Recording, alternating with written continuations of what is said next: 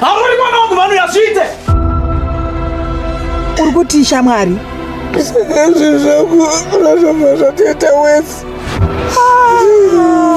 Yari? Yes, sir. Take off. Mwana sitapana. Tete. Tapana.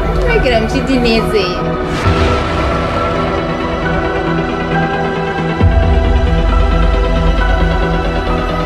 Chapepa. Ani mechi ne wewe. Ani mechi ne wewe. Kutopana baka. Ndio pana batu wana nguzu. Ande berwa ne wewe nini? Mazimba. Wongo mama. Ndimo sitola zimi. Sasa ndimo sishambi. Danchi ne noise. Noise dai. Kindura ida ndimo kuvunzwe.